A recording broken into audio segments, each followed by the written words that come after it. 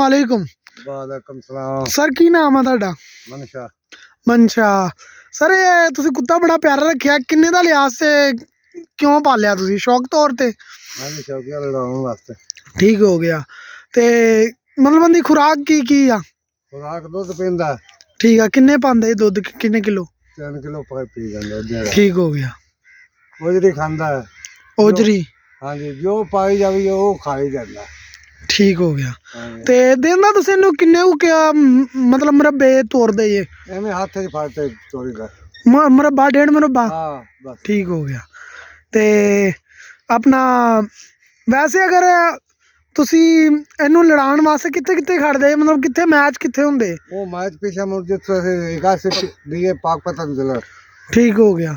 ਮਤਲਬ ਉੱਥੇ ਹੋਰ ਵੀ ਕਾਫੀ ਜਣੇ ਵੱਡੇ ਲੋਕ ਵੀ ਲੈ ਕੇ ਆਉਂਦੇ। ਠੀਕ ਪਾਕਪਤਨ ਰੋਡ ਤੇ। ਠੀਕ ਹੋ ਗਿਆ। ਉੱਥੋਂ ਫਿਰ ਸਾਡੇ ਕੁੱਤੇ 3-4 ਕਸ਼ਮੀਰ ਵੀ ਚਲੇ ਜਾਂਦੇ। ਠੀਕ। ਪਿੰਡੀ ਬਹਾਵਲਪੁਰ ਵੀ? ਠੀਕ ਹੋ ਗਿਆ।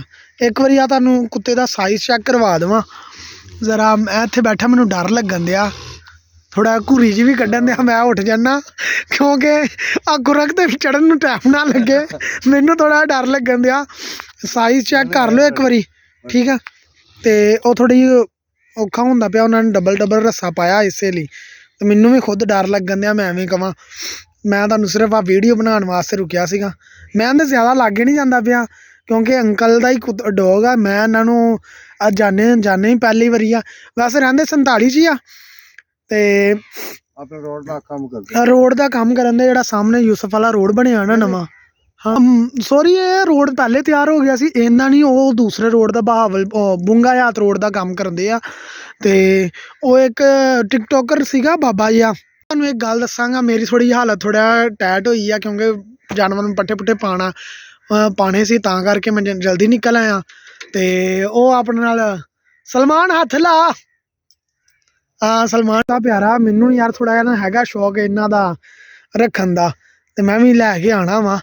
ਪਰ ਮੈਂ ਨਾ ਉਹਨੂੰ ਵੱਢਣ ਜਾਂ ਪੈਣ ਪੂਣ ਨਹੀਂ ਜਾਣਾ ਕਿਉਂਕਿ ਵਾਸਤੇ ਗੱਲ ਨਹੀਂ ਹੁੰਦੀ। ਇਹ ਬੈਠ ਜੋ ਹੁੰਦੇ ਕਈ ਸਖਤ ਹੁੰਦੇ, ਕਈ ਸਖਤ ਹੁੰਦੇ ਆ। ਠੀਕ ਹੋ ਗਿਆ। ਉਹ ਕਹਿੰਦੇ ਕਈ ਸਖਤ ਹੁੰਦੇ ਆ। ਮੈਂ ਇਹਨੂੰ ਹੱਥ ਲਾਉਣ ਨੂੰ ਦਿਲ ਕਰਨ ਦਿਆ ਨਾ, ਮੈਨੂੰ ਡਰ ਲੱਗਣ ਦਿਆ। ਆਹ ਦੇਖ ਲਓ, ਮੈਂ ਇੱਥੇ ਬਹਿਣਾ ਆਣਾ ਤੇ ਨਾਲ ਹੀ ਮੇਰੇ ਵੱਲ ਵੇਖਣਾ ਸ਼ੁਰੂ ਕਰ ਦਿੰਦਾ, ਤੇ ਮੈਂ ਖੁਦ ਡਰਨ ਡਿਆ। ਉਹਨਾਂ ਨੇ ਵੇਖ ਲਓ, ਪਹਿਲੇ ਦੂਸਰਾ ਰੱਸਾ ਪਾਇਆ ਵਾ, ਫਿਰ ਉਹਦੇ ਨਾਲ ਉਹਨੂੰ ਝੱਬੂ ਜਿਹਾ ਪਾ ਕੇ, ਜਿੱਦਾਂ ਦਾ ਆਪਾਂ ਡੰਗਰਾਂ ਨੂੰ ਪਾਉਂਦੇ ਆ, ਜਿੱਦਾਂ ਦਾ ਆਪਾਂ ਜਾਨਵਰਾਂ ਨੂੰ ਪਾਉਂਦੇ ਉਹ ਪਾਇਆ। ਫਿਰ ਉਹਦਾ ਬਕਾਇਦਾ ਮੈਂ ਵੀਡੀਓ ਬਣਾਉਣ ਲੱਗਾ, ਉਹਨਾਂ ਨੇ ਥੱਲੋਂ ਦੀ ਨੰਗਾਇਆ ਕਿ ਪੈ ਨਾ ਜਾਵੇ।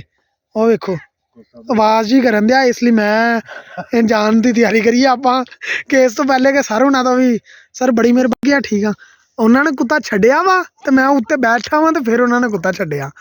ਤੇ ਕੁੱਤੇ ਦੀ ਦੌੜ ਤੁਸੀਂ ਚੈੱਕ ਕਰ ਲਓ, ਸਾਹਮਣੇ ਤਕਰੀਬਨ 2 ਏਕੜ ਦੂਰ ਚਲੇ ਗਿਆ ਵਾ।